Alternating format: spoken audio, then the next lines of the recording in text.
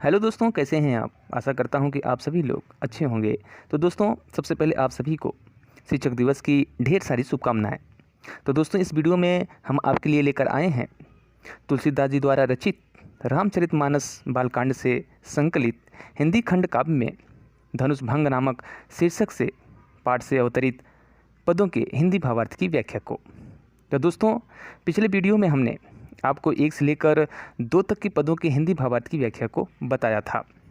इस वीडियो में हम तीसरे पद के हिंदी भावार्थ की व्याख्या बताएंगे। तो दोस्तों, अगर आपने हमारे उस पिछले वीडियो को नहीं देखा है तो आप अभी आई बटन पर क्लिक करके उस वीडियो को देख सकते हैं। तो चलिए दोस्तों, बात करते हैं सबसे पहले तीसरे पद के संदर्भ की। तो दोस्तों, अगर संदर्भ की बात करें तो सभी पदों में एक ही संदर्भ मान्य होगा। तो इसमें अगर दोस्तों संदर्भ को आप किस तरह से लिखेंगे अपनी परीक्षा में, अपने एग्ज़ाम में, तो आपको लिखना होगा कि प्रस्तुत काव्य पंक्तियाँ हमारे पाठ्यपुस्तक हिंदी के काव्य खंड के धनुष भंग कविता शीर्षक से अवतरित है। यह अंश हमारी पाठ्यपुस्तक में गोस्वामी तुलसीदास जी द्वारा रचित श्री रामचरितमानस के बालकांड से लिया गया है। आइए दोस्तों, हम जानते हैं इस पद के प्रसंग के बारे में। तो दोस्तों, इस पद में अगर प्रसंग की बात करें तो इसमें मंत्र के द्वारा, मंत्र और अंकुश के द्वारा सभी देवताओं और हाथी को नियंत्रित किए जाने का तथा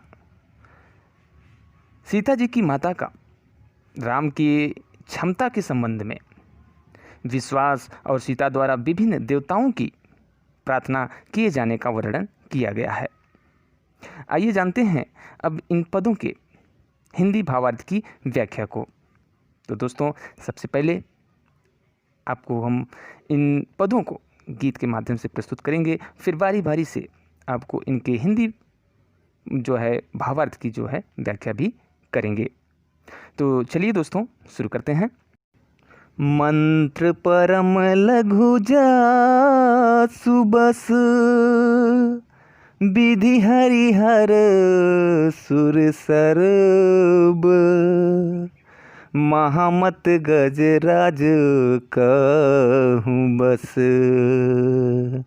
कर अंकुश खरब, काम कुसुम धनु सायक लीन है, सकल भुवन अपने बस कीन है, देवी तजई संशय अस जानी, भंजब धनुष राम सुनु रानी, सखी बचन सुनि भय परतीति, मीटा विषादु बढ़ी अति प्रीति, तब राम ही बिलो की बदेही, सभय हृदय बिनवत जहिते ही, मन ही मन मनावे अकुलानी, हो प्रसन्न महेश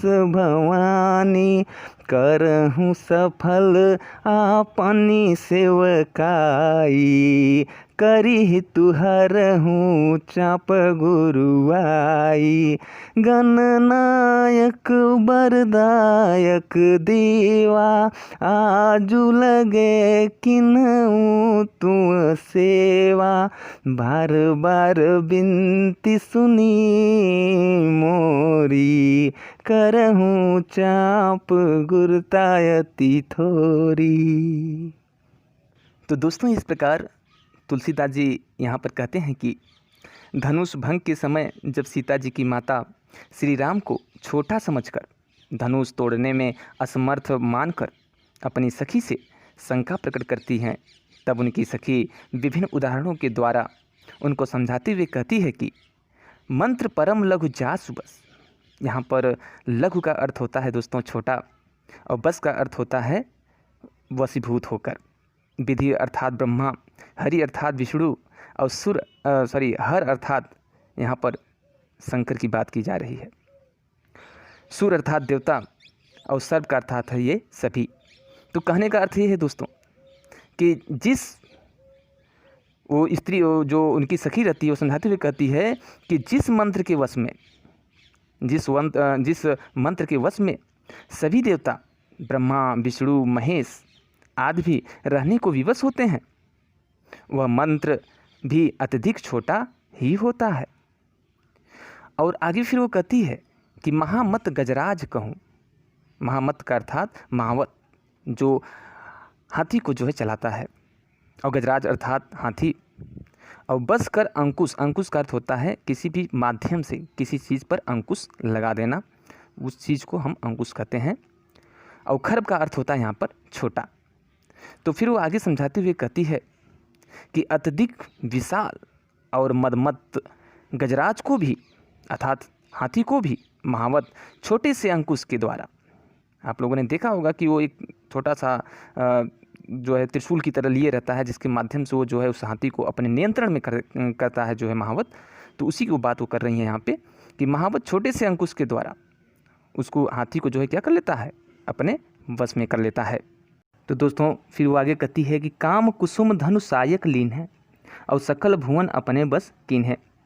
यहाँ पे जो काम का अर्थ होता है दोस्तों वो कामदेव, कुसुम अर्थात पुष्प, और धनु का अर्थ होता है यहाँ पे धनुष, और सायक का अर्थ होता है बाण, और सकल अर्थात संपूर्ण, भुवन अर्थात संसार, और बस का अर्थ होता है यहाँ पे वशीभूत करना। तो इस तरह से यहाँ पे गोस्वामी तुलसीदास जी कहते हैं कि पुनः सीता की माँ को उनकी जो सहेली रहती है वो समझाते हुए कहती है कि कामदेव ने फूलों का ही धनुष बाण लेकर सकल भुवन अपने बस कीने, उन्होंने जो है फूलों का धनुष बाण लेकर समस्त लोगों को अपने वशीभूत कर रखा, अर्थात अपने बस में कर रखा है। फिर वो आगे कहती हैं देवी तजय संशय अस जानी, संशय अर्थात शंका, और तजय का अर्थ होता है यहाँ पे त्याग करना, और भंजब अर्थात तोड़ देना। तो इस तरह से वो आगे कहती है कि हे देवी, इस बात को अच्छी तरह से समझकर आप अपने संदेह का त्याग कर दीजिए। हे रानी, आप सुनिए, श्री रामचंद्र जी धनुष को अवश्य तोड़ देंगे। फिर वो आगे कहती है कि सखी बचन सुनी भय प्रतीति और मीठा विषाद बढ़ी अति प्रीति। यहाँ पे दोस्तों वचन अर्थात उनकी बातों को सुनकर, और प्रतीति का अर्थात होता है यहाँ पे सत्तावना दायक, और विषाद अर्थात निराशा या उदासी, और प्रीति अर्थात प्रेम। तो इस प्रकार आगे कहने का अर्थ ये है कि जब वो जो है सखी, जो सीता की माँ होती हैं, उनकी जो सखी उनको समझाती है, तब जो है सीता की माँ उनकी बातों को सुनकर, उनकी जो सतावनापूर्ण मतलब सतावना देने वाली जो बातें थी उनको सुनकर, उनके अंदर की जो मीठा विषादु माने उनके अंदर की जो निराशा थी, जो उदासी थी, वो जो होता है मिट जाता है, और बड़ी अति प्रीति, और उनका जो है रामचंद्र जी के सामर्थ्य के संबंध में विश्वास हो जाता है। उनको ये उनका जो प्रेम होता है उनके प्रति बढ़ जाता है, अर्थात उनको ये विश्वास हो जाता है, और वो जो उदास रहती हैं उनकी उदासी समाप्त हो जाती है कि अब श्री रामचंद्र जी अवश्य ही इस धनुष को तोड़ देंगे, और इस तरह से उनके मन में भी इसने और अधिक बढ़ जाता है श्री रामचंद्र जी के प्रति। फिर आगे कहते हैं, फिर आगे दोस्तों तुलसीदास जी कहते हैं कि तब राम ही बिलो की वै देही सभय हृदय विनवती जही तेहि। यहाँ पर बिलोक का अर्थ होता है देखकर, और वैदेही का अर्थ होता है ब्राह्मण व्यक्तित्व, और बिनवती का अर्थ होता है प्रार्थना या विनती करना, और जहितेही का अर्थ होता है यहाँ पे जिस किसी की। अब क्या होता है, वहाँ तो सीता की जो माँ होती हैं उनको ये विश्वास हो जाता है कि हाँ श्री रामचंद्र जी के अंदर इतना सामर्थ्य है, इतनी क्षमता है कि वो जो है धनुष को तोड़ देंगे। जब उनकी सहेली जो है उनको ये चीज़ों का विश्वास दिला देती है तब, और उसके बाद उनका जो प्रेम होता है उनके प्रति और बढ़ जाता है। अब इधर क्या होता है कि जो सीता होती हैं वो क्या करती हैं, तब राम ही बिलो की वै देही, अर्थात उनके बाहरा व्यक्तित्व को देख कर जो है सीता सभय हृदय बिनवती जही तेहि, वो जिस किसी की भी जहीं तहीं अर्थात जिस किसी की भी जो है देवी देवता की जो प्रार्थना वो करती थी, उनको हृदयवत जो है माने अपने हृदय से, मन से जो है उनका जो है वो ध्यान में करने लगती हैं। उससे राम जी की सहायता हेतु उन देवी देवताओं से कि रामचंद्र जी धनुष को तोड़ दें, वो जो है उनसे विनती करने लगती हैं, उनसे प्रार्थना करने लगती हैं कि आप लोग जो है उनका साथ दें और ताकि प्रभु श्री रामचंद्र जी जो है धनुष को तोड़ सकें।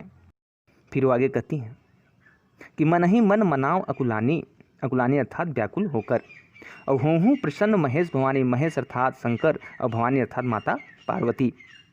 तो इस प्रकार यहाँ पे तुलसीदास जी कहते हैं कि जनक नंदिनी सीता जी व्याकुल होकर मन ही मन में प्रार्थना कर रही हैं कि हे भगवान शंकर, हे माता पार्वती, मुझ पर प्रसन्न हो जाइए। फिर वो आगे कहती हैं कि करहूँ सफल आपनी सेवकाई, सेवकाई का अर्थ होता है यहाँ पर सेवा करना, और करी हितु हरहूँ, हरहूँ का अर्थ होता है यहाँ पे हरण करना, चाँप अर्थात धनुष, और गरुवाई का अर्थ होता है भारीपन। तो इस प्रकार सीता जी आगे कहती हैं कि हे भोलेनाथ शंकर, हे माता पार्वती, मैंने जो कुछ भी सेवा आराधना की है आपकी, उसका आप हमें सुफल प्रदान करते हुए और मुझ पर कृपा करके धनुष की जो गुरुता अर्थात भारीपन है उसको बहुत ही कम कर दीजिए। फिर आगे सीता जी कहती हैं कि गणनायक बरदायक देवा, आज लगे किन्हूँ तू सेवा। गणनायक अर्थात गणों के नायक अर्थात गणेश, और बरदायक अर्थात मन वांछित फल देने वाले, और आज लगे किन्हूँ तू सेवा, तू का मतलब अर्थ होता है यहाँ पे आप। तो इस प्रकार सीता फिर आगे कहती हैं कि गणेश जी की प्रार्थना करते हुए कह रही हैं कि हे गणों के नायक और मन वांछित वर देने वाले गणेश जी, मैंने आज ही के दिन के लिए अर्थात श्री राम जैसे पुरुष को पति के रूप में प्राप्त करने की इच्छा से आपकी पूजा अर्चना की थी। फिर वो आगे कहती हैं कि बार बार बिनती सुनी मोरी, और करहूँ चाँप गुरुता अति थोरी। तो यहाँ पे चाँप का अर्थ होता है धनुष, और गुरुता अर्थात उसका जो भारीपन है, जो वजन है, उसको उसकी बात हो रही है यहाँ पे। तो इस तरह से थोरी का अर्थात कम करना।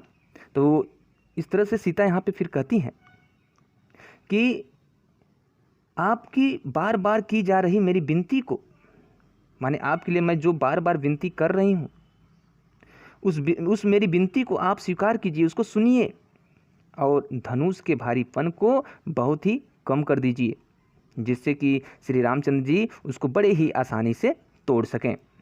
तो इस प्रकार दोस्तों इस पद में मंत्रों द्वारा देवताओं को वश में करने एवं सीता जी की माँ का राम की क्षमता के संबंध में विश्वास दिलाने एवं सीता का विभिन्न देवताओं की प्रार्थना किए जाने का वर्णन इस पद में किया गया है।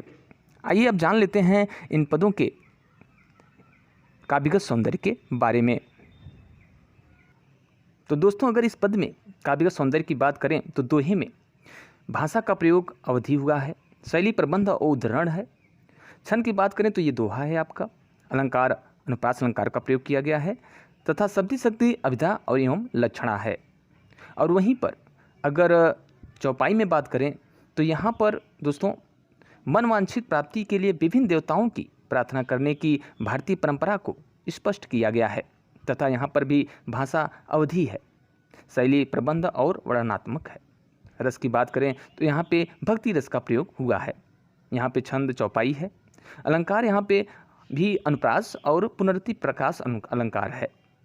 गुण की बात करें तो यहाँ पे गुण प्रसाद है, तथा शब्द शक्ति भी यहाँ पर अभिधा और लक्षणा है। तो इस प्रकार दोस्तों इस वीडियो में बस इतना ही। उम्मीद करते हैं वीडियो आपको पसंद आया होगा और आपको कुछ नया सीखने को जरूर मिला होगा। तो दोस्तों अगर ये वीडियो पसंद आया हो तो लाइक करें, और चैनल पे नए हो तो सब्सक्राइब करें, और बेल आइकन को प्रेस करना बिल्कुल भी ना भूलें, ताकि हमारे द्वारा अपलोड किए हुए लेटेस्ट वीडियो के नोटिफिकेशन आपको सबसे पहले मिल सके। तो चलिए दोस्तों मिलते हैं नेक्स्ट वीडियो में इसके नेक्स्ट पार्ट के साथ। तब तक के लिए आप सभी लोग स्वस्थ रहें, मस्त रहें और व्यस्त रहें। इसी शुभकामना के साथ आपसे फिर से होगी मुलाकात। तब तक के लिए दीजिए इजाज़त। Bye bye, take care and जय हिंद।